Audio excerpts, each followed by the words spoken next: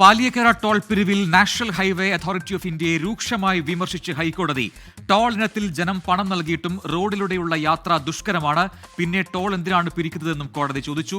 Toll പിരിക്കുന്നവർക്ക് മികച്ച റോഡും ഉറപ്പാക്കാൻ ഉത്തരവാദിത്തമുണ്ട് എന്നും കോടതി വ്യക്തമാക്കി. വിഷ്ണു സുരേഷ് കൊച്ചിയിൽ നിന്ന് ചേരുന്നു കൂടുതൽ വിവരങ്ങളുമായി. വിഷ്ണു, സുപ്രധാനമായ നിരീക്ഷണവും ചോദ്യങ്ങളുമാണ് കോടതിയിൽ നിന്നും ഉണ്ടായിരിക്കുന്നത്.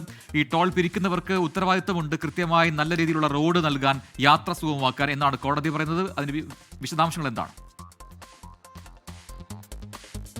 പാലിയേക്കര ടോള് റദ്ദാക്കണമെന്നാവശ്യപ്പെട്ട ഹർജിയിലാണ് ഹൈക്കോടതിയുടെ നിരീക്ഷണവും അതോടൊപ്പം തന്നെ അതിരൂക്ഷ വിമർശനവും ഉണ്ടായിട്ടുള്ളത്.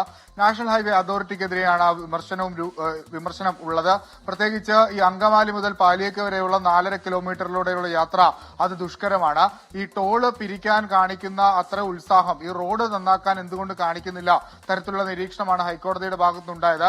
ഒരാഴ്ചത്തേക്ക് ഈ ടോള് റദ്ദു ചെയ്യട്ടെ എന്ന് ഹൈക്കോടതി ചോദിച്ചു. അപ്പോഴാണ് ASG വ്യക്തമാക്കിയത് ഒരാഴ്ച കൂടി ഞങ്ങൾക്ക് സമയം തരണം, ആ ഒരാഴ്ചക്കുള്ളിൽ പ്രശ്നങ്ങൾ പരിഹരിക്കാമെന്ന ASG കോടതിയെ അറിയിക്കുകയായിരുന്നു. ആ പശ്ചാത്തലത്തിലാണ് ഒരാഴ്ച സമയം അനുവദിച്ചത്. അതിനുശേഷം ഈ നടപടികൾ പൂർത്തിയായിട്ടില്ല എങ്കിൽ ആ ടോള് റദ്ദു ചെയ്യുമെന്ന മുന്നറിയിപ്പ് കൂടി ഹൈക്കോടതി നാഷണൽ ഹൈവേ അതോറിറ്റിക്ക് നൽകിയിട്ടുണ്ട്.